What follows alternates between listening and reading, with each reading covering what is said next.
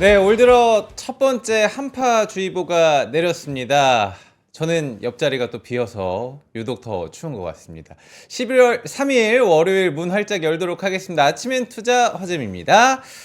네, 우리 지난주 금요일에 여러분들께 살짝 말씀을 드렸는데 우리 홍앵커님이 오늘과 내일 개인적인 사정 때문에 잠깐 자리를 비우게 되셨습니다. 우리 형님 누님들 선혜 씨 없다고 나가지 마시고요. 예, 또 제가 재밌게 해드릴 거고 어려울 때 도와야 또 그 진정한 우리 크루 아니겠습니까, 여러분들. 어디 가지 마시고 예, 재무 열심히 하는 거 응원 좀 부탁을 드려보도록 하겠습니다. 지난주 그야말로 슈퍼 위크 잘 치러냈습니다. 오늘 경주 에이펙 숨가쁘게 달려왔잖아요, 여러분들. 뭐 깐부 치킨 이야기들도 있고 이 성적표를 한번 우리 자체적으로 매겨보는 시간을 갖도록 하겠습니다. 혼자냐고? 예, 싱글은 아니고 저는 결혼했지만 오늘은 혼자 좀 진행을 해보도록 하겠습니다. 외로워 보인다고? 외로워도 슬퍼도 여러분들께 오프라인 세미나 안내드리고 이 월요일의 깐부, 저의 깐부 이혁진 차장님 한번 만나보도록 하겠습니다. 자, 오늘 저희가 11월 4일 잠실로 떠나는 오프라인 세미나 좀 안내를 드려보도록 하겠습니다. 띄워주시죠, 뿅. 네, 우리 NH투자증권 잠실 WM센터에서 11월 4일 여러분들 기다리도록 하겠습니다. 시간 체크 한번 하시고요. 오후 2시 30분부터 2시간 꽉 채워서 이야기 준비를 하고 있습니다. 멀티플 확장 구간의 냉철한 투자 전략, 국내 및 해외 ETF 그리고 유망 종목 오프라인 세미나로 여러분과 함께 하도록 하겠습니다. 우리 ETF 여신이죠, 박현지 과장님, 오늘 나와주시는 이혁진 차장님 함께 해주실 테니까요. 실시간 댓글 링크에서 꼭 참여를 좀 부탁을 드려보도록 하겠습니다. 자, 잠실에서 함께하지 못하시는 분들 저희가 조금 위로 올라가 보도록 하겠습니다. 자, 일산으로 떠납니다. 11월 7일입니다. 금요일은 뭐 반차 쓰시는 분들도 좀 계시니까 조금 더 편안하게 일산에서 여러분과 이야기를 좀 나눠보도록 하겠습니다. 투자 유망 종목 이날 정말 창고 대개방을 해보도록 하겠습니다. 이혁진 차장님, 소진은 과장님, 또 MC 지훈, 박지훈 부장님께서 함께 준비를 하고 계시고요. 내년도를 준비를 해야 됩니다. 벌써 우리 11월에 첫 번째 거래일이 시작이 됐는데 내년도 국내외 투자 전략을 일산에서 오프라인으로 여러분과 만날 테니까요. 이것도 역시 많은 신청 부탁을 드려보도록 하겠습니다. 자, 월요일입니다. 월요일의 남자. 오늘은 저에게 조금 더 감사하고 든든한 사람인 것 같습니다. 우리 홍앵커가 없기 때문에 바로 만나보도록 하겠습니다. 혁진 형님 나와주시죠. 네. 안녕하십니까. 이혁진 차장입니다. 외롭습니다, 제가. 네. 네. 보여지는 저희 앵글상의 분위기도 좋진 않습니다. 네, 그래서 내용으로 좀 많이 채워야 될 것 같습니다. 내용으로 승부합니다, 우리는. 네. 예, 근데 내용으로 채워야 네. 되는데 제가 지금 보니까 제가 파일을 네. 이번 주에 좀 잘못 보낸 것 같아요. 아, 그래요? 그래서 사상 최초로 제가 이제 PT 없이 그냥 말씀을 드리도록 혹시 하겠습니다. PT가 준비가 저희가 그러면 네. 1부는 한번 해보고 1부 네. 짧게 하고 2부에서는 예. PT 다시 한번 손봐가지고 좋습니다. 진행을. 1부에서 그러면 이 네. 에이펙 정리로 위주로 하고 그 얘기부터 한번 들어가 볼까요? 하도록 하겠습니다. 네.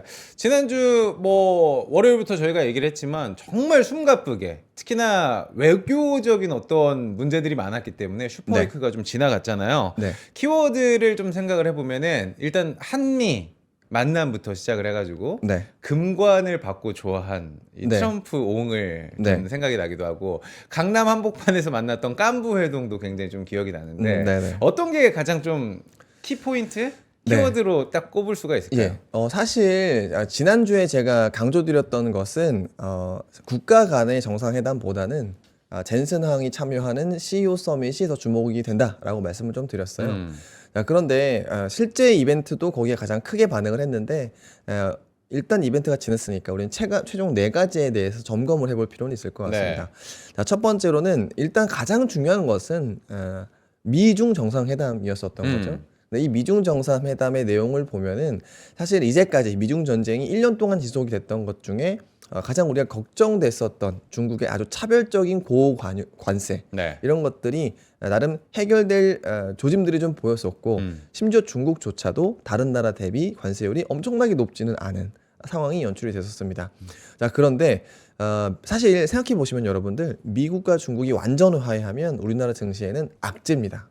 악재라고요? 당연히요. 그렇죠. 그러니까 어. 왜냐하면 미중 간의 지금 싸움이 완전히 끝나버리면 우리가 미국으로 뭐 자율 경쟁을 해서 좋아질 만한 사업 분야가 네. 사실 그렇게 많지는 않기 때문입니다. 어. 자, 죄송합니다. 그런데 이번에 화해 모두가 있긴 합니다만 네. 미국의 다른 정책들, 다른 정상회담을 보면 뭐 캄보디아라든지 뭐 말레이시아라든지 이런 쪽들 해보면 실제 그 나라들한테 중국의 편에 서지 마라고 하는 약간 단도리가 동반되었었어요.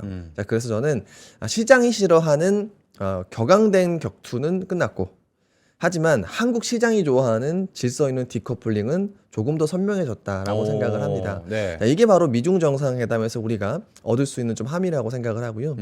그 다음에 또 이제 한미 정상회담이었었던 거죠. 한미 정상회담을 뭐 사실 다른 유튜버에서도 많이 요약을 해주셨겠습니다만 결론은 환율 시장에 충격을 주지 않는 방법, 그게 뭐 연간으로 200억 달러 그렇죠. 이상 넘어가지 네. 않는 점, 이 단서 조항이 하나 붙었었고요. 또한 사실 조금 더 깊게 들어가면은 네. 아직 마진이 확정되어 있지 않은 인프라 투자 같은 경우에는 그 이번에 2천억 달러가 넘어가는 그 방법, 이익 쉐어 이런 것도 구체적으로 정해져 있지는 않습니다. 그러니까요. 네. 자, 그래서 만약에 마진이 우리가 마치 지금 우리는 2천억 달러를 미국에 그냥 주는 것처럼 되어 있는데 여기에서 우리가 기업들이 조금은 더 좋은 그림을 그릴 수 있다라고 하면은 이 디테일도 우리 기업들에게 조금 더 유리하게 짜여질 가능성도 우린 배제하면 안 된다. 예를 들면 뭐 우리가 지금 약간 쟁점이 되고 있는 것 중에 하나가 알래스카 LNG라고 네. 볼 수 있는데 알래스카 LNG의 수익성이 만약에 잘 나오면 그럼 거기에 투자한 기업들은 또 되게 긍정적으로 생각을 할 수가 있겠죠. 네. 그런 것처럼 지금은 2천억 달러조차도 미국에 그냥 현금으로 캐시로 주고 그냥 본전을 찾아오는 것이 아니라 그 실제 투자되는 이익에 따라서 우리가 또 추가적으로 기업들이 얻을 수 있는 수익도 있을 것이다라고 생각을 하고요. 나머지 1,500억 달러가 이제 조선인데, 조선. 네, 사실 제가 이번에 조선을 보면서 정말 미국이 이 조선업에 대해서는 어쩔 도리가 없구나. 라는 생각이 듭니다. 사실 어떤 부분으로? 네. 이게 정치적인 수사로 자꾸 핑퐁이 되면은 미국이 할 말이 많습니다.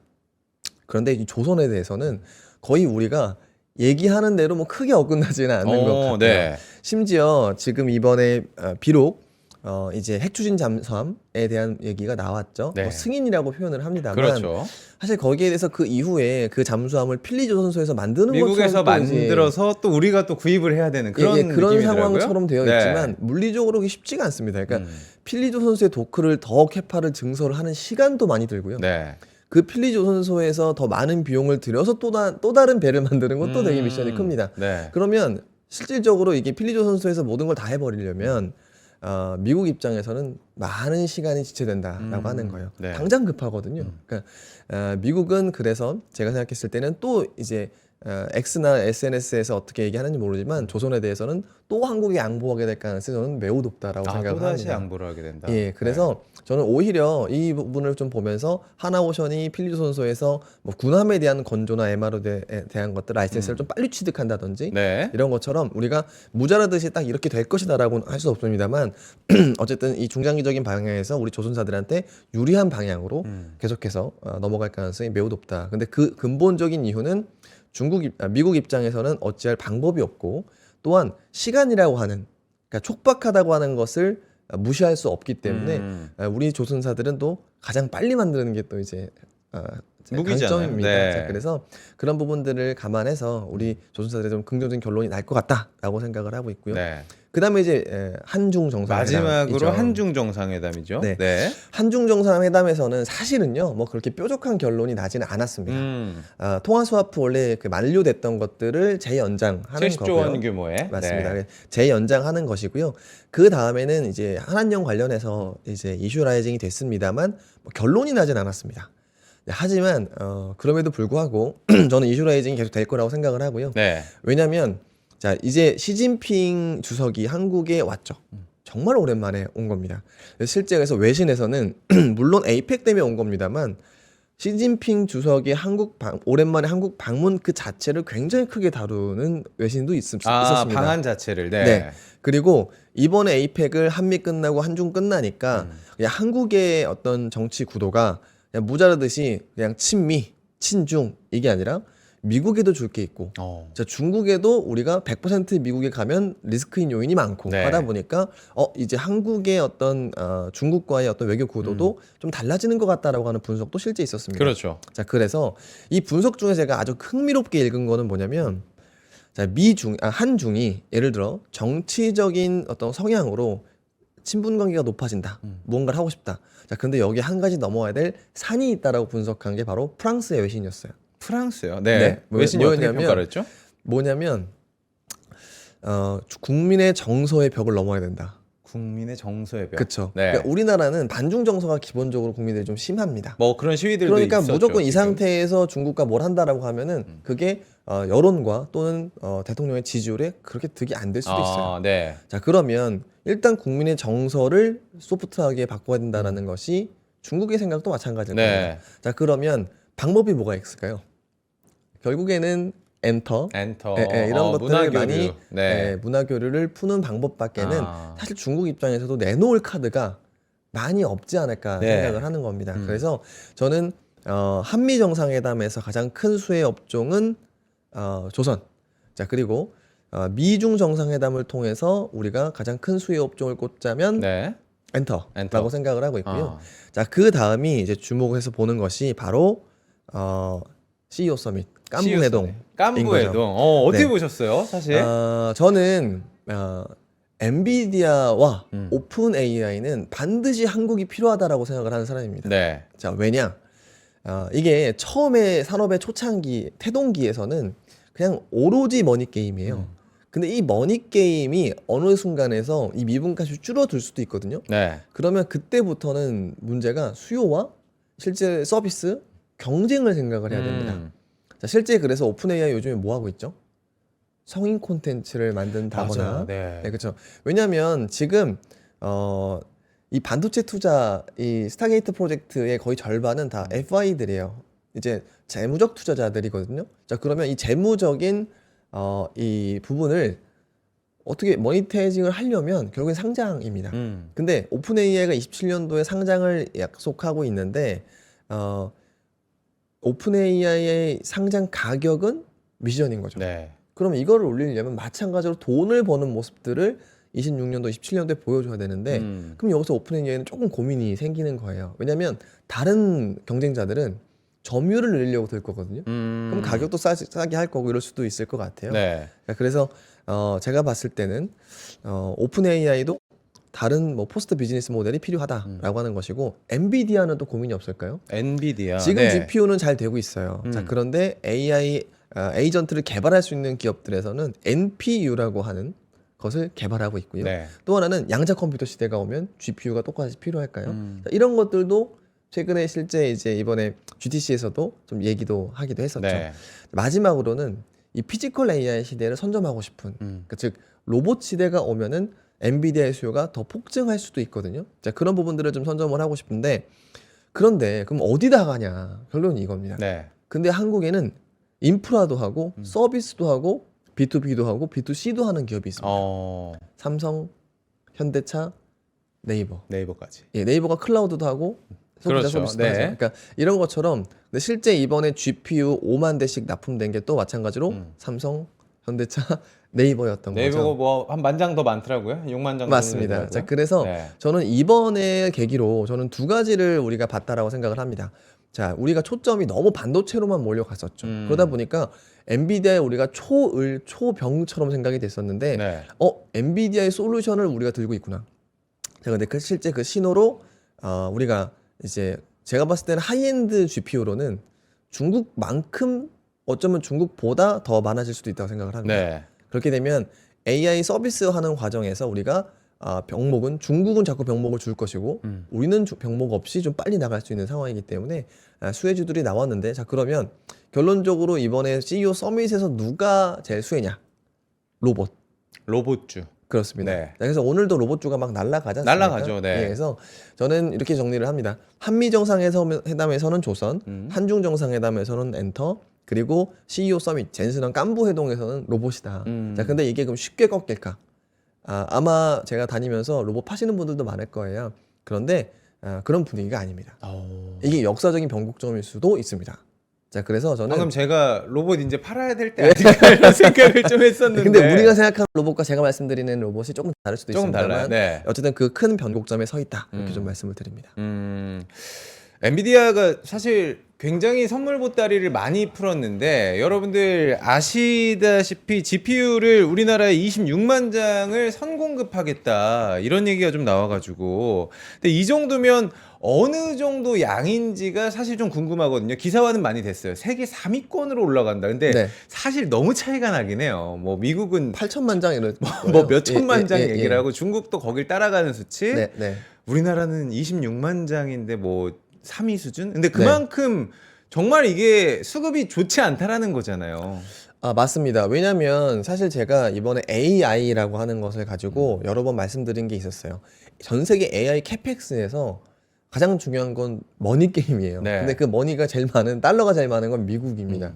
그래서 실제 이 예를 들어 TSMC라든지 많은 AI 인프라를 만드는 곳에 AI 향으로 더 늘어난 볼륨의 80% 이상은 다 미국입니다. 그러니까 지금 AI 인프라를 만든다 이런 거는 사실상 전 세계적인 구도를 보면은 미국 몰빵입니다. 네. 자, 근데 여기에서 그럼 AI 반도체를 주문하고 있는 데는 어디냐? 그냥 크게 한 4개 정도 업체밖에 안 되는 거예요. 그러니까 구글, 메타, 뭐 이제 테슬라 이런 업체들밖에 안 된다고 하는 네. 것이죠. 자, 그러면 이 나머지 반도체는 그럼 어디로 가고 있느냐? 안 가고 있는 겁니다. 자, 그래서 나머지 기업들이 AI를 하고 싶어도 이게 작동하기가 좀 어려운 상황인 거죠. 실제 우리나라의 로봇 기업들 최근에 주가 많이 올라가는 기업분들도 대부분 저랑 아마 상당히 많이 미팅을 했었습니다. 근데 그 법인들에서 고민 중에 하나는 바로 GPU의 병목. 그러니까 이제 그럼 GPU는 왜 필요하냐? 네. 그냥 뭐 GPU를 로봇 한 대당 다는 것이냐? 그게 아니라요. 실제 AI의 어떤 모델을 만들려고 하더라도 거기에는 엄청난 학습이 필요합니다. 그렇죠. 그 학습의 결과가 모델인 거죠. 그러면 학습에 필요한 GPU가 없으면 새로운 모델을 만들거나 예를 들어 소프트웨어 업그레이드를 하기 좀 어려워지는 겁니다. 그래서 실제 이번에 제일 많이 올라가는 종목이 뭐죠? 지금- 로보티즈 같은 거 말고 네. 예, 오토에버가 지금 이틀 오토에버. 네, 맞아요. 있습니다. 자, 이게 여러분들께서 이 로보틱스라고 하는 것을 생각을 해보실 때 이제는요, 그 옵티머스가 나와서 무슨 동작을 하는지 이게 중요한 게 아니에요. 네. 왜냐, 26년도부터는 양산에 들어갑니다. 근데 여기만 들어가는 게 아니라 어질리티 로보틱스도 만대 규모로 양산을 하려고 시리즈 투자를 유치하고 있습니다. 네. 자, 그러면 로봇이 많아지는 시기를 이미 우리 눈에 로봇이 보이지 않음에도 불구하고 대비를 해야 되는 거예요. 마치 23년도의 AI랑 비슷하죠.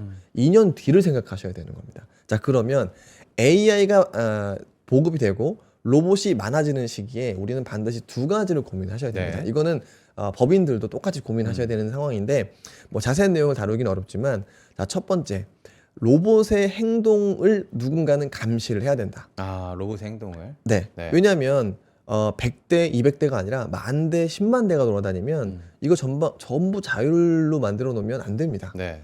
자, 왜냐하면 이 로봇이 행동의 오차가 살짝만 있잖아요. 그러면은 큰 사고가 이어질 가능성이 매우 높아요. 이번에 유니트리도 이제 소비자에 대해 판매되는 로봇을 작동하는 것들이 나오는데 네. 뭐 유리 깨고 사람 다치고 뭐 후라이팬 없고 난리도 아닙니다. 그렇죠. 자, 그래서 로봇이 실제 보급화되는 단계에서는 반드시 필요한 거. 이건 제가 봤을 때는 확신의 영역입니다. 관제예요. 로봇에 대한 관제. 맞습니다. 이게 시스템화로 들어가게 된다면은 그걸 또 하는 업체들이 주목을 받을 수가 있겠네요. 맞습니다. 그러면. 네. 관제가 너무 중요해요. 왜냐하면 자, 근데 여러분들 두 번째 얘기예요. 이 관제를 할 때 그냥 이 로봇이 어디서 정상 작동 중인지 빨간불, 초록불만 확인하면 될까요? 절대 그게 아닙니다. 내가 이 로봇을 관제하는데 이 추적 오차라는 게 있어요. 그 로봇이 거기에서 어떤 행동을 하는지에 대한 실제 모습과 이 관제에 나타난 찍힌 이 네. 오차. 네. 이게 1cm 이상 벌어지면 안 됩니다. 1cm. 작은 오류가 엄청나게 큰 어떤 부작용을 낳을 수가 있기 그렇죠. 때문에. 왜냐하면 우리가 생각하는 지금 로봇은 사람이랑 같이 일을 해요. 그러면 로봇이 예를 들어 한번 팔을 휘두른다고 상상을 해보세요. 네. 1cm 오차가 나면 나를 이제 터치를 할 수도 있습니다. 그렇죠. 그러면 사람을 공격하는 거나 다름이 없어요. 그러니까 그렇기 때문에 추적 오차가 매우 낮아져야 되고 여기 또 이제 이거 하나 말씀드리지만 두 번째 또 중요한 게 있어요. 데이터를 제가 생각해 이건 저의 예단입니다. 네. 절대 외부로 뺄 수 없습니다. 그게 어떤 의미죠? 이제 로봇이 학습하고 행동하고 실제 이제 움직였던 이런 데이터들이 엄청나게 많이 발생할 그러겠죠. 거예요. 네. 학습 데이터는 뭐 우리가 지금 얘기하는 텍스트 데이터의 10배, 100배가 될 겁니다. 근데 이거를 외부에 빼서 누가 보기 시작하면 잘못하면 해킹이 됐을 때는 큰일 납니다. 그러니까 무조건 인소싱 데이터를 할 가능성이 매우 높고 네. 예를 들어 대기업 그룹사들이 보통 이게 대규모 장치 산업이니까 진행을 할 텐데 이러면 그룹사 안에 가둬놓을 수밖에 없는 거예요. 외부로 갔다가 백도어 맞고 큰일 날 수가 있거든요. 네. 자, 그래서 제 생각에는 삼성그룹에서는 SDS, 현대그룹에서는 오토에버, 뭐 많은 기업들이 있겠죠. 네. 그렇게 뭐 SI 기업들이 사실상 로봇을 그 회사가 하면 그냥 SI나 관제 이런 것들은 그 회사가 도맡을 수밖에 없지 않을까. 그러겠네요. 예, 이럴 수밖에 없는 구조라는 게 있습니다. 그래서 여러분들이 그냥 지금 오토에버 자율주행 이게 아니라는 거예요. 그래서 왜냐면 지금 공통적으로 현대차 그룹이 하는 게 뭐가 있죠? 보스턴 다이나믹스잖아요. 그럼 보스턴 다이나믹스가 10만 대 만들어진다라고 상상을 해보세요. 네. 그럼 그 소프트웨어 누가 통제할까요? 그 현대차가 하나요? 그러기도 어려워요. 그렇죠. 그러니까 그렇기 때문에 제가 봤을 때는 지금 소프트웨어 기업들이 갑자기 올라가는 그 배경에는 그러한 이제 밑바탕에 그런 배경 지식들이 좀 필요하다라고 네. 생각을 하고 있고요. 그렇기 때문에 저는 이번에 그 로봇 기업을 양성하고 주도할 수 있는 대기업들이 GPU를 받았을 때 올라가는 공통점은 결국에는 이 관제나 소프트웨어 이런 것들의 병목이 풀릴 가능성이 높기 때문에 라고 생각을 하고 있습니다. 차장님, 우리가 일부가 시간이 좀 남긴 했는데 네. 사실 일부 자료에서는 우리가 금리 얘기하면서 우리 로봇 얘기했으니까 딱 자연스럽게 갈 수 있을 것 같아요. 예. AI 대체, 그러니까 네. 파월이 가장 걱정하는 게 사실 고용에서의 어떤 불안이잖아요. 네. 그 부분이 지금 이 피지컬 AI 때문에 계속해서 빅테크가 감축에 나서고 있다. 우리 아마존 같은 네. 경우에도 3만 명을 해고 통보를 보냈는데 이메일로 보내기도 네. 했고, 그 부분에 대해서 조금만 얘기를 해주시죠. 네, 맞아요. 여러분들께서 저희가 대화를 나누는 중간에 자료가 이제 미완본이 도착을 했습니다. 배달이 왔나요? 예, 그래서 글씨가 조금 깨지는데 네. 말씀하신 내용부터는 자료가 이제 보면서 말씀을 드릴 수가 좋습니다. 있어요. 네. 실제 하나 보시죠. 이번에 연준에서 매파적인 분들이 공격적인 얘기를 하면서 사실 금리 인하 전망이 12월 달이 후퇴를 확 해버렸습니다. 자, 그런데 저는 이미 지난 잭슨홀 미팅 그리고 파월의 최근 이야기에 힌트는 있다라고 생각을 하고 있고요. 가장 중요한 것은 고용이에요. 실제 이 고용이 깨지면서 금리 인하 전망이 이제 강화됐었고요. 네. 그럼 이 고용의 문제가 해결되지 않으면은 저는 금리 인하는 속도의 문제지 하긴 할 거다라고 생각을 합니다. 자, 그래서 자료 한번 보시면은 자, 이번에 이 고용에 대해서 AI가 어떤 영향을 미칠 수 있는지 한번 실제 나타나고 있는지 한번 보도록 하겠습니다. 네. 자, 오른쪽에 보시는 것이 구인 공고 건수예요. 자, 그런데 이 공고 건수가 언제 급감했는지 한번 보시죠. 자, GPT가 처음 3.5가 공개됐을 때 직후에 퍼플렉시티가 공개된 바가 있어요. 그 네. 이후에 신규 고용 공고가 급감하죠. 정말 급감을 하고 맞아요. 있습니다. 그다음에 네. 우리가 지금 제미나이가 점유율이 많이 올라왔잖아요. 네. 그 제미나이의 1.0이 공개된 그 시점 이후로 2차로 또 공고수가 떨어지고 있습니다. 자, 그런데 여러분들 지금은 에이전트 AI라고 하는 게 결국 무슨 말일까요? 내 비서가 되고. 맞습니다. 생성형 AI와 네. 에이전트 AI는 생성형은 자 이제 AI가 데이터를 든지 뭐든지 만들어낼 수 있다라고 하는 것이고 에이전트는 실제 업무에 투입될 수 있다라고 하는 거예요. 그렇죠. 노동력이라는 의미가 또 있을 맞습니다. 것 같아요. 자, 그러면 에이전트 AI가 이 생성형 AI를 임팩트보다 작을까요, 클까요? 임팩트가 훨씬 크지 않을까? 압도적으로 클 수밖에 없습니다. 네, 그러니까 이거는 정해진 미래입니다. 네. 그러면 이 우리가 생각하는 신규 고용이라고 하는 게 문제라면 에이전트 AI 시대가 오면은 이 신규 공고 건수 그러면 이제 우리가 확인해야 될 거는 실제 BLS에서 나오는 신규 민간 고용 이런 것들이 될 텐데 이런 것들은 안정화될 가능성이 꽤 높다라고 하는 것이죠. 근데 실제 말씀 주셨던 대로 제 빅테크들이 최근에 어떤 해고를 하고 있는지 왜 하는지가 되게 중요하거든요. 네. 아마존 최대 3만 명이라고 얘기를 했습니다. 자, 그런데 10월부터 하는데 여기에서는 무슨 얘기를 했냐면 AI 기반의 프로세스로 전환하겠다라고 하는 거고요. 또 하나는 그 직전에 우리가 팬데믹 때 과잉 고용이 있었어요. 그래서 이거를 또 조정한다라고 하는 거예요. 또 하나는 마이크로소프트도 마찬가지로 AI, 클라우드 게이밍 자원에 대한 재배치인 거예요.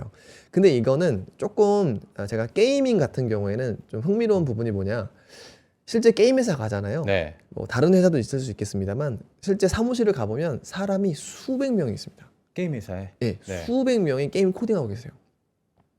그 중국 회사를 가도 마찬가지고 한국 회사를 가도 마찬가지예요. 그래요. 네. 그러니까 인력 집중 산업이에요, 사실은. 근데 이거를 만약 AI 대체율을 높인다라고 하면은 가장 먼저 효율화될 수 있는 게 저는 게임 회사나 이런 회사들이라고 생각을 합니다. 그러니까 결국은 코딩을 하는 이 개발자들의 일자리가 넘어간다. 줄어들어요. 어쩔 수 없습니다. 네, 이거는. 네. 왜냐하면 한 땀 한 땀 만드는 산업이거든요. 아, 동작이나 네. 이런 그래픽들을. 자, 그래서 중국 게임 업체들이 왜 잘하냐면요. 우리나라의 이제 코딩 하시는 분들의 인건비보다 훨씬 5분의 1에서 10분의 1이에요. 네, 그렇죠. 이게 말도 안 되는 경쟁력 차이를 어. 만들어내는 거죠. 이거는 제조업이나 이런 것보다 훨씬 더 큰 차이를 만들어낸 겁니다. 네. 자, 그래서 자, 이런 부분들을 AI 전환하는 신호까지도 보여진다라고 하는 것이고, 자, 그리고 메타에서는 되게 재밌는 얘기를 했어요. 자, 효율성을 진행을 하는데 왜 그러냐? 투자를 늘리기 위해서 비용 절감을 한다. 그럼 이 늘리겠다고 하는 투자는 AI 캐펙스고 네. 줄이겠다라고 하는 것은 인건비겠죠. 네, 이미 가장 우리가 제일 어떤 세상이 변화가 있을 때 제일 먼저 하는 곳이 어디냐? 결국엔 미국의 빅테크들입니다. 이걸 따라서 한국도 이어지겠죠. 자, 그래서 자, 이런 부분들은 고용 때문에 금리 인하를 했다라고 하면은 이 AI의 2026년도 이벤트를 생각하면 쉽게 고용이 나아질 가능성이 낮다라고 생각을 합니다. 근데 주말인가 이제 MS도 짚어주시긴 했는데 오히려 고용을 좀 늘릴 네. 계획이다 이런 얘기가 좀 있긴 했었어요. 맞아요. 그럴 네. 수도 있죠. 근데 규모가 되게 미미할 수밖에 없어요. 그러니까 앞으로도 마찬가지예요. 이 빅테크들은 지금 효율화하는 것이 무조건 AI의 파괴는 아닙니다. 네. 그 직전에 한 2, 3년 전에 있었던 팬데믹 사이클에서의 과잉 고용이 가장 큰 부분인 거고, 그래서 1차로 정리하고 그 다음에는 막 계속 자른다는 게 아니라 아마 이제 부분 조절을 하겠죠. 그리고 그 큰 맥락에서는 제가 조금 예상하기로는 네. 이제 100명을 높은 임금을 주고 고용을 하는 이런 고용의 심은 끝났다. AI 시대와 더불어서 이제 90명을 자르고 10명의 슈퍼스타를 굉장히 높은 비용을 주고 데려오는 것이 왔다. 야. 그래서 직장인들 중에서도 네. 호날두나 메시 같은 연봉을 받는 사람들이 나올 수도 있겠다라고 생각을 합니다.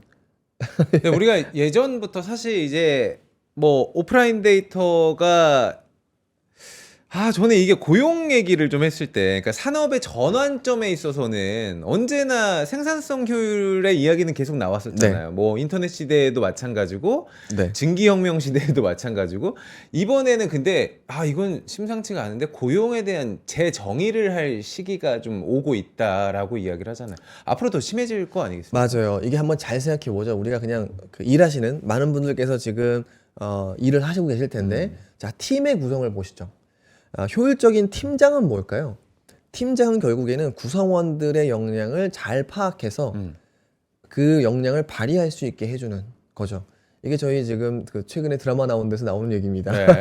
자, 그런데 AI와 내가 일을 한다는 것은 팀원은 AI고 나는 팀장이에요. 네. 자, 지금 사람이 팀장이 1명, 9명의 사람이면은 이 사람을 다 이해해야 되고 이 사람들이 뭘 잘하는지를 봐야 되고 이 사람들의 복리 후생이라는 거 다 신경 써야 된다는 거예요. 그렇죠. 이 자체가 생산성에 어찌 보면 굉장히 좀 데미지가 있을 수 있는 네. 얘기예요. 자, 그런데 AI와 나 둘밖에 없지 않습니까? 근데 이 AI는 내가 원하는 바를 축적해서 계속 알아가요. 그리고 거기에 전망과 추가적인 생성도 할 수 있는 그렇죠. 친구죠. 근데 여기에 이 AI만 있으면 안 되고요. 이 AI를 잘 쓸 수 있는 팀장 플러스 슈퍼스타 능력자가 있으면 훨씬 더 시너지가 나는 거죠. 네. 그럼 결국에는 저는 이렇게 생각을 하는 겁니다. 옛날에 한 10명의 한 팀이 있었다라고 하면은 AI와 팀장 그리고 슈퍼스타 이렇게 간소화될 거라고 생각을 합니다. 자, 그래서 여기에서 또 하나의 변화는 회사가 급여로 이렇게 주는 건 쉽지가 않아요. 네. 이거 우리나라 얘기긴 합니다만 그래서 주식 보상이 엄청 늘어날 겁니다. 잘하는 사람한테. 맞습니다. 네. 그러니까 실제 그 삼성전자가 이번에 PSU라고 하는 신호탄을 터뜨렸죠. 네. 최대 한 사람한테 한 3천만 원 정도 주식을 주고 회사의 주가가 올라가면 추가 보상하는 제도. 예, 이게 원래는 이제 리턴으로 RSU라는 제도가 있고 요게 아마존, 엔비디아, 구글이 다 하는 겁니다. 네.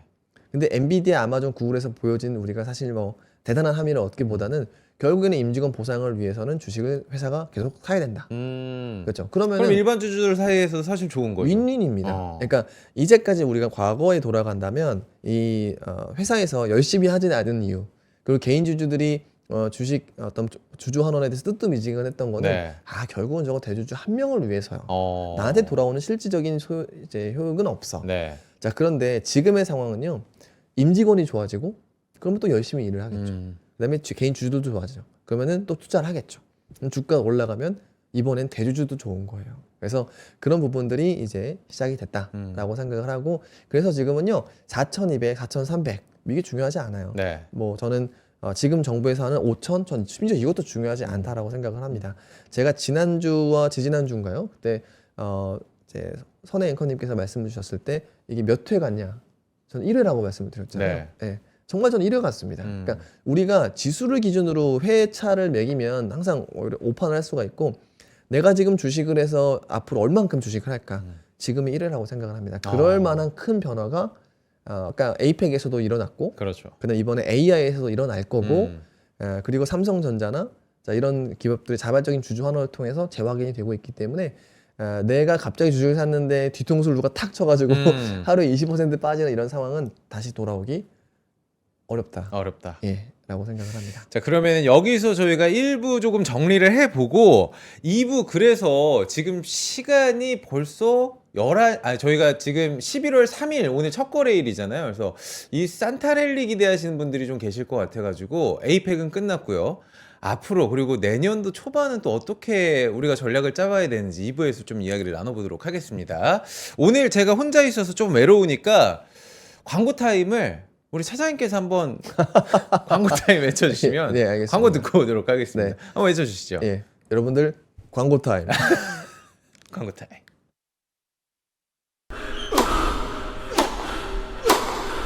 멋있다. 부러운가?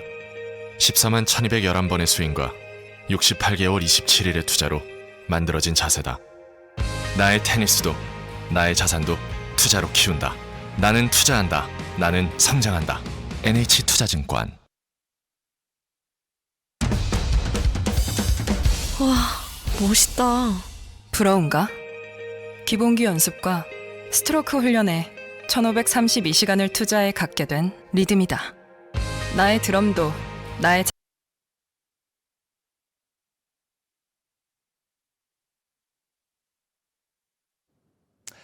네, 여러분들 역시나 시작부터 또 중반 넘어갈 때까지 우리 홍앵커 어디 갔냐라고 굉장히 기다리시는 분들 많고 걱정하시는 분들 많은데, 개인 사정으로 좀 오래 전부터 오늘과 내일 잠깐만 또 개인 볼 일이 좀 있으셔가지고 부득이하게 못 나오는 거기 때문에 여러분 건강 걱정은 조금 넣어두셔도 됩니다. 수요일날 건강한 모습으로 또 함께 하도록 하겠습니다.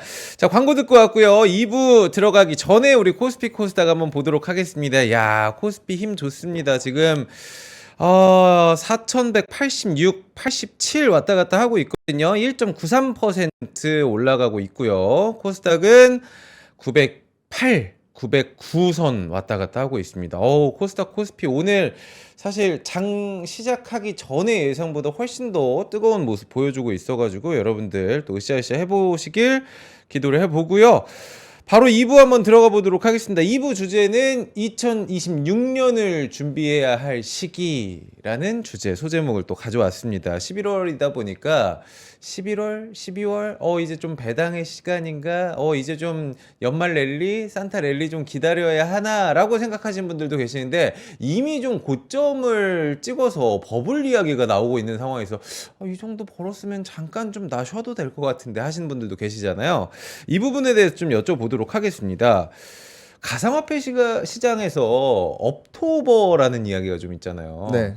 근데 그게 7년 만에 깨졌다라고 하더라고요. 네, 맞습니다. 그러니까 예. 그만큼 뭐 주식 시장이 좋아서 이쪽으로 왔는지는 모르겠지만 그런 얘기도 좀 있고. 네, 실제 있습니다. 그러니까 그래요? 금리 두 가지예요. 사실 이 매크로하게 가상화폐 시장은 최근에 금리의 예민도가 높아졌고 나스닥이랑 연동성도 상당히 높았었습니다. 네. 근데 금리가 조금 올라가고 나스닥이 상승률이 조금 줄어드니까 최근에 좀 부진한 모습도 있는 것도 같고요. 그리고 여기에다가 이제 한국 김치 프리미엄을 생각해 보면 그렇죠. 이게 많이 빠져 있는 상황이에요. 네. 그러면은 말씀하셨던 대로 한국인들이 사실 전 세계의 많은 자본시장을 흔들고 있습니다. 아, 그래요? 실제 외신에 나온 적도 있어요. 네. 그러니까 한국 사람들 때문에 어. 뭐 미국 이제 빅테크 기업들의 주가가 뭐 왜곡되고 있다 이런 아, 얘기도 나왔던 네네네. 적도 있습니다. 네. 자, 그런데 여기에서 사실 우리나라 증시에 많은 유입이 되다 보니까 최근에 보면은 이제 부동산에서도 이쪽으로 좀 넘어오고 있는 것 같고요. 머니무브. 맞습니다. 네. 그리고 코인에서도 이쪽으로 조금 넘어오고 있는 것 같고. 근데 그 이유는 결국에는 연말 되면 배당 주고 그다음에 이제 내가 돈을 벌어도 양도세에서 많이 자유로우니까 주식으로 몰려들고 있는 겁니다. 근데 이 자금의 단위가 이제까지 우리가 개인들이 좀 이제 밀려드는 이런 게 아니라 초고액 자산가들이 옮기다 보니까 이제 대형주들이 어지간해도 네. 이제 기술적인 고점을 뚫어도 과열 구간에 가도 잘 꺾이지가 않는 상황이 나오고 있는 상황입니다. 그래서 저는 너무 걱정하지 마시고요. 긍정적으로 충분히 해석을 하셔도 네. 정보에 좀 좋겠다. 그러니까 그래서 사실 우리가 연말 하면은 뭐 산타랠리도 기대하시는 분들이 계시지만, 연말은 배당주의 시간이지 뭐 이런 얘기들도 네. 하시는데 보통의 연말과는 조금 다른 느낌일까봐 어떻게 전략을 세워야 네. 할까라는 생각을 예. 많이 가지고 계시거든요. 네. 저는 여러분들께서 어게인 2025를 생각을 해보셨으면 좋겠어요. 어게인 제가, 2025. 제가 이 방송을 처음 한 게 지난해 9월 말, 10월 초였던 것 같아요. 네. 그 제가 주도주 후보를 찍었던 거는 11월이었고 그때가 조선 방산 바이오 조바방 이렇게 조바방이 시작을 그때 했었죠. 나왔군요. 네. 근데 왜 제가 11월에 이렇게 말씀을 드리냐면 지금 또 11월 초잖아요. 자, 11월은요 의미가 큽니다. 각사의 연간 전망이 쏟아지는 시기입니다. 그렇죠. 네, 내년을 그러니까 11월부터 쏟아집니다. 자, 그러면 증권사의 콘텐츠가 한번 가장 많을 때가 11월 네. 초이거든요. 그러면 이제 실제로 2026년도의 주도주들은 그래서 11월에 출발하는 경우도 상당히 많습니다. 자, 그래서 저는 이번에 11월도 올라가는 종목을 쉽게 팔면 안 된다라고 말씀을 드리는 것이 네. 어쩌면 시장의 주도주는 제가 만드는 게 아니라 시장이 만들어주는 겁니다. 그렇죠. 지금의 로봇주들이 11월에 첫날부터 이렇게 출발을 한다라고 하면은 내년도까지 이 랠리가 이어질 가능성도 없지 않다라고 하는 거예요. 자, 네. 그래서 지금은 로봇에 대한 또 과열 우려보다도 왜 올라가는지, 자, 그러면 어떤 맥락으로 이게 가는 건지, 이 맥락에서 주도주는 누군지 이걸 좀 찾을 때가 저는 11월이다라고 생각을 하고 있고요. 지금의 우리의 시기열 제가 자주 강조드리죠. 네. 항상 선행 12개월 위주로 말씀을 드려요. 자, 그러면 지금은 많은 외신이나 뭐 이렇게 뉴스 시황하시는 분들이 연말을 기준으로 자꾸 얘기하는데 네. 사실 우리 투자에는 큰 의미가 있는 단위는 아닙니다. 아, 포워드 2개월이라고 하는 음. 것은 큰 의미가 있는 건 아니에요. 그래서 저는 앞으로 있을 12개월 뒤의 모습을 생각을 해보면 결론적으로는 에이전트 AI, 피지컬 AI가 일단 투자의 한 코어가 되어야 네. 생각을 돼야 한다라고 생각을 하고 있고요. 실제 오늘 너무 재미있게 보여드리는 게 있죠. 제가 전력기기도 너무 무서워하지 말라고 항상 말씀을 드리는데 로봇 피지컬 AI 얘기가 나오니까 전력기기가 갑자기 날아가는 맞아요. 거예요. 네. 자, 이게 어쩔 수가 없는 겁니다. 지금은요 AI 데이터 센터가 송전이 아니라 이제 배전 단계에서도 업그레이드를 하려고 합니다. 데이터 센터에 쏴주는 전력을 늘려야 그 안에 들어가는 메모리를 늘릴 수 있다는 거예요. 실제 그래서 엔비디아가 나비타스랑 공동 개발을 하고 있는 거고요. 그러면은 이제 전력기기의 저변이 더 넓어지는 겁니다. 그럼 이걸 왜 하느냐? 온사이트 AI를 발전을 하려고 하는 네. 거예요. 즉, 이 수요가 있는 전력의 수요가 있는 곳에 발전을 하겠다. 그러면은 전력기기의 개수는 어떻게 될까요? 더 늘어나겠죠. 그러니까 일각에서는 엔비디아가 GPU 26만 장 줄게. 네. 너희 열심히 해봐. 근데 우리가 이거 전력 감당할 수 있겠어? 맞습니다. 따라갈 수 있겠어? 이런 얘기가 나오더라고요. 맞습니다. 사실. 그러니까 그게 어마어마하게 중요한 거예요. 이게 지금 이제 우리가 필요한 전력은 지금보다 뭐 1배, 2배 이런 게 아니고요. 그러니까요. 10배 이상일 네. 수 있습니다. 근데 이미 제가 GPT의 전력 사용량을 기준으로 보면 네. 국가 단위로 보면 80위까지 올라갔다. 근데 이게 10배면은 30위까지 가까이 오거든요. 국가 단위의 전력량이 이제 필요한다. 한 네. 어플리케이션을 위해서. 근데 우리한테 말씀하신 대로 25만 장이 들어오면 이거는 엄청난 전력량을 필요하겠죠. 그렇죠. 전 세계에서는 3위가 되겠죠. 예, 그러니까 그런 부분들이 있기 때문에 근데 문제는 지금 당장 쓸 전력이 없어요. 그러니까. 유효 전력이 자체가 예. 없습니다. 그럼 우리나라도 똑같이 내년에는 아마 잘하면 친환경 에너지 이런 쪽도 나올 수 있을 것 같고 또 원전이 나올 수도 있을 것 네. 같고 자 에너지에 대한 이제 우리 발전에 대한 테마가 우리나라만 개별적으로 나올 수도 있습니다. 그래서 그런 부분들이 있기 때문에 저는 반도체가 되게 뜨겁잖아요. 네. 근데 그거 아십니까? 전력기기를 이겼던 적은 없습니다. 반도체가 전력 기기를 이겼던 적이 우리나라 없다. 주식기에서 그래요. 그래요? 네. 그러니까 이런 상황이기 때문에 AI가 이퀄 그냥 반도체다라고 보시기보다도 그냥 AI 저변으로 확 넓혀보고 반도체에서 선자, 닉스가 예를 들어 기술적인 상단까지 왔을 때는 뭐 전력기기라든지 아니면 지금 같은 로봇이라든지 다른 파생 테마를 한번 벌려보시는 것도 이 내 수익을 맥시마이즈하기 위한 좋은 툴이 될 수 있을 것 같다라고 생각을 합니다. 자, 그럼 본격적으로 2026년 한번 준비를 해보도록 하겠습니다. 어느 섹터부터 한번 준비를 해볼까요? 네, 지금 제가 2026년도를 볼 때 이제 가장 중요한 거는 우리나라 수출 지금 네. 최근 현황이 어떻게 됐는지인 거고, 두 번째는 이익, 이거 좀 동향이 어떻게 되는지, 그리고 세 번째가 수급, 외국인들은 지금 YTD로 봤을 때 어떻게 수급이 변화하고 있는지, 네. 그리고 우리가 생각해 볼 만한 테마는 또 이벤트는 없을지, 이것들입니다. 그런데 이 중에서 이익은 이번 장표에 없고요. 이제 수출부터 하나씩 네, 말씀을 드리도록 좋습니다. 하겠습니다. 예, 첫 번째는 수출인데 10월 수출을 놓고 보면 굉장히 이례적입니다. 선박과 반도체가 그냥 다른 지표를 왜곡하는 만큼 수준은 되게 좋은 상황인 거예요. 자, 그렇기 때문에 선박과 반도체는 우리 포트에 올해 많이 올랐어도 내년까지 들고는 가야 된다. 적어도 상반기까지는. 자, 이런 동향이라면 포트에서 많은 비중을 차지하는 것은 이상한 것이 아니다. 즉 지금의 랠리가 합리적인 랠리다라고 좀 말씀을 드립니다. 네. 밸류에이션도 그렇게 부담은 없습니다. 자, 그 다음이 바로 이제 반도체 우리가 봐야 되는데, 자, 이 부분이 사실 오늘 방송에 되게 엣지일 수 있어요.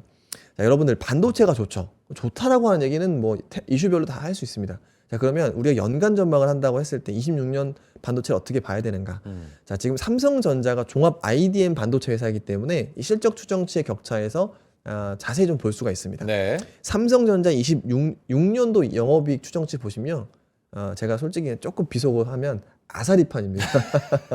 예, 각 증권사에서 이게 차이가 많이 나요. 예, 각 증권사에서 지금 최저가 61조고요. 네. 최고가 95조예요. 자, 여러분들 컨센서스가 의미가 있습니까? 지금 이게 30조나 차이 나는데. 30조가 차이가 나요, 지금. 자, 그렇죠? 네. 저희 NH 당사의 추정치는 이제 80조이기 때문에 네. 컨센보다는 살짝 위에 있는 정도의 레벨이라고 보시면 될 것 같아요. 아. 자, 그러면 자, 여기서 한 번 더 우리가 들어가야 되는 것은, 자, 95조는 뭐고 61조는 어디서 지금 차이가 나는 것이냐.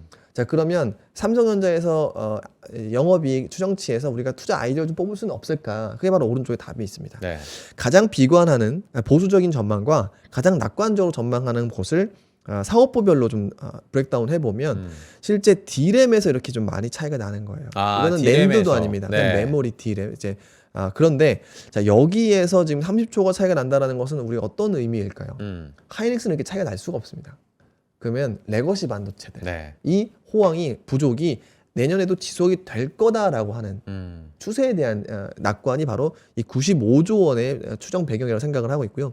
그러면 80조 원에서 70조 사이는 뭐냐면 지금 정도 가격을 플러스 내년 정도 계절성을 감안한 가격을 추정한 거예요. 네. 그럼 한 70에서 80조 정도가 나옵니다. 자, 그러면 자, 이 두 개가 당장 단기적인 현상이다라고 계산을 하면은 한 60조 정도 나와요. 그렇기 때문에 이 메모리 반도체의 추정치 오차가 이제 내년도 삼성전자의 오차에 큰 반영이 되고 있다. 즉 업황이 그냥 쭉 편하게 가려면 SK하이닉스고요. 레거시 반도체 로또를 긁으려면 삼성전자다라고 하는 거고요.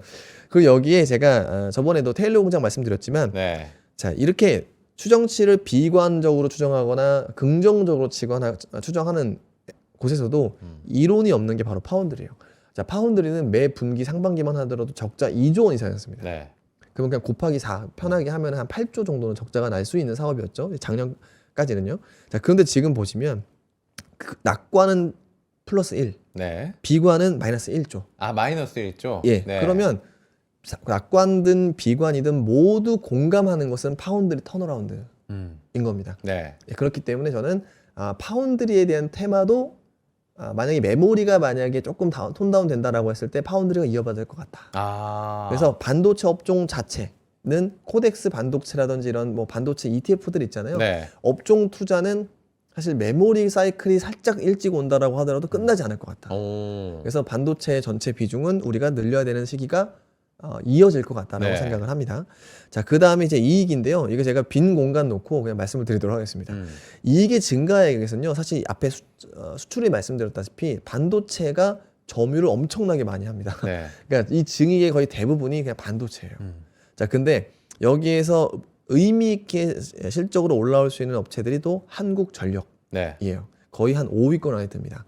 한국전력은 뭐죠? 에너지입니다. 그렇죠. 그렇기 때문에 아까 제가 말씀드렸던 이 에너지에 대한 테마도 내년도까지 지속이 될 것 같아요. 그래서 반도체 에너지는 내 포트에서 대형주 위주로 좀 하셨으면 좋겠고 자 그런데 내년도 영업이익 증가율은 제일 높은 데가 코스닥 기업들이 너무 많습니다. 자, 그런데 영업이익 증가율에서 가장 최상위에 있는 기업이 레인보우 로보틱스입니다. 네. 네, 그러니까 로봇 기업이라고 하는 거예요. 레인보우 로보틱스 추천 의미는 아닙니다. 하지만 저는 로봇을 낙관적으로 보고 있고 영업이익 증가율에서 26년도에 제일 높은 기업 중에 하나가 레인보우 로보틱스라고 그렇죠. 한다면은 네. 이 로봇 테마도 지금 당장 오늘 많이 올라간다고 해서 뭐 쉽게 놓으면 안 된다라고 하는 거죠. 또 하나는 바로 바이오예요. 자, 지금 우리나라의 많은 기업 바이오들은 이제 애로를 기다린다라기보다는 이제 돈 버는 바이오가 됐습니다. 돈 버는 바이오. 그래서 네. 이 바이오 ETF의 비중 상위에 있는 기업들은 내년도에 증익이 대부분 다 예상이 되어 있어요. 거래 정지가 되어 있는 삼성 바이오로직스도 이번에 지금 실적 3분기 발표가 최대 나오지 않았습니까? 맞습니다. 네. 계속 최대일 수밖에 없어 아. 조심스럽지만 자 그런데 자 이런 부분들 때문에라도 저는 이제 코스닥으로 온기가 확산이 될 거다. 그리고 조심스럽지만 왜냐하면 이게 섹터와 전략의 이 가로지기가 좀 달라질 수 있거든요. 네.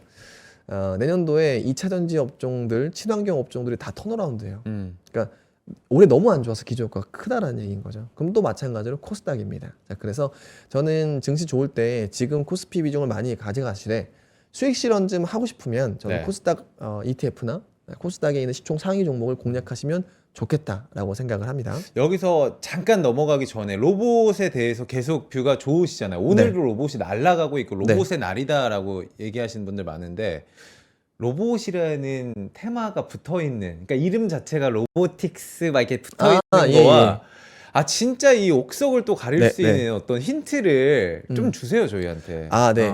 가장 중요한 건요. 이름에 로봇이 붙어 있다라는 게 아니라 이게 대규모 장치 산업이라고 하는 것을 이해하셔야 됩니다. 그러니까 우리가 AI 데이터 센터도 미국이 80% 가져갈 수 있다는 것은 이게 머니 게임이기 때문이거든요. 로봇은 더 할 겁니다.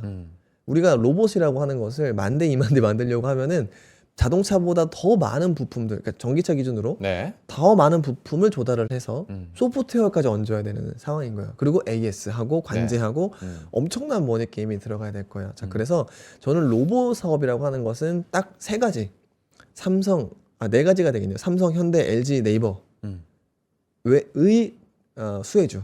수혜주. 예. 네. 그러니까 그게 가장 핵심이지 않을까. 뭔가 자회사라든지 아니면은 돈을 쏴줄 수가 있어야 그렇죠. 됩니다. 네. 네, 그래서 저는 그냥 이거는 초대기업들이 할 수 있는 비즈니스이기 때문에 네.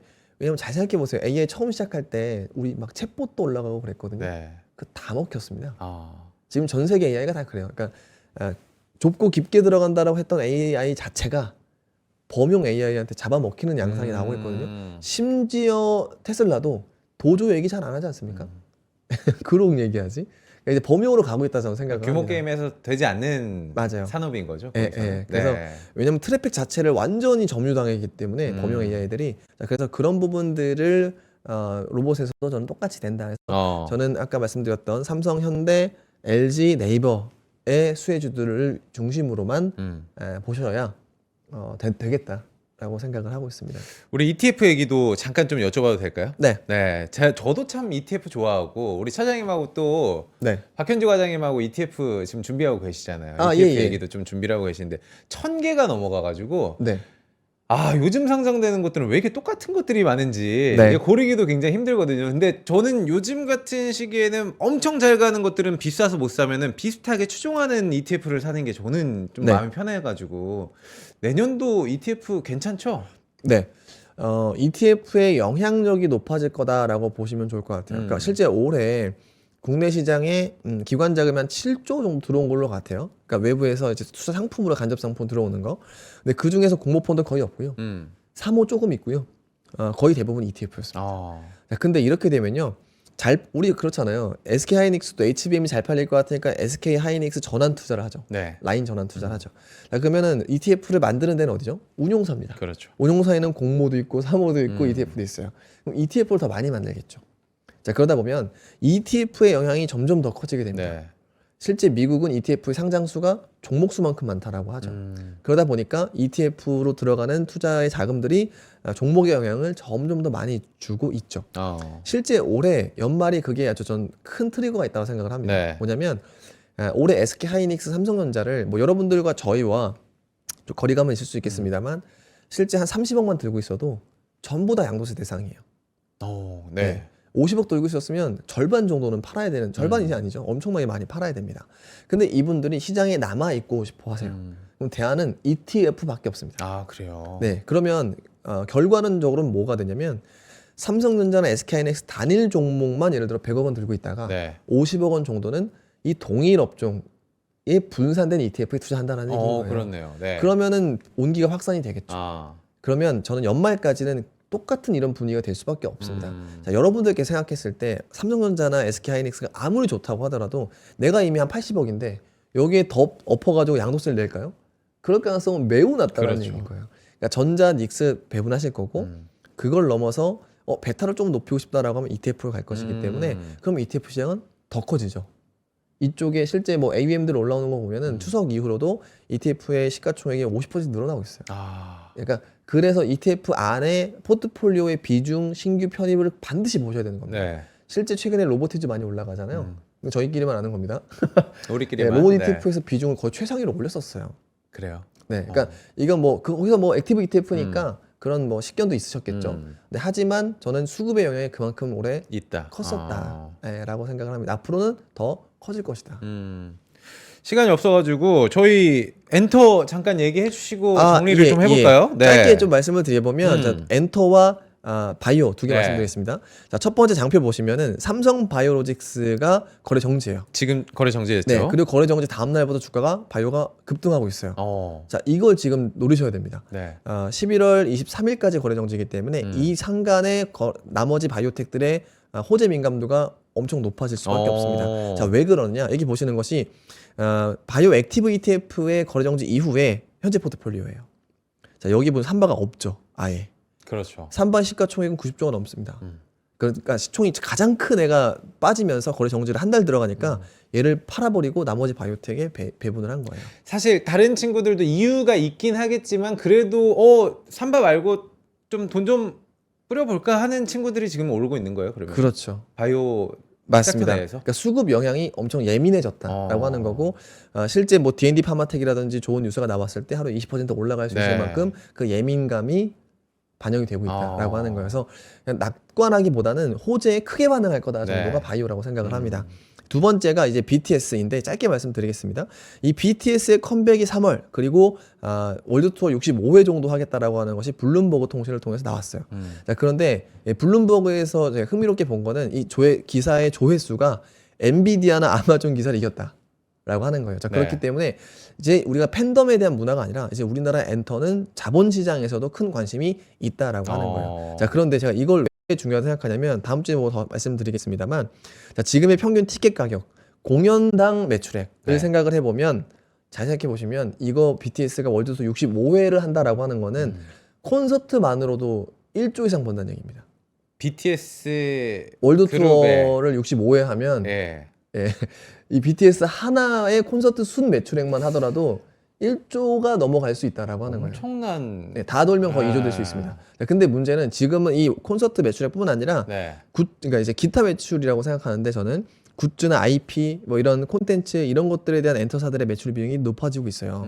자, 그래서 이번에 콘서트는 1조 플러스, 그러니까 연기준으로 보더라도 1조 플러스 알파가 크게 될 거다. 네.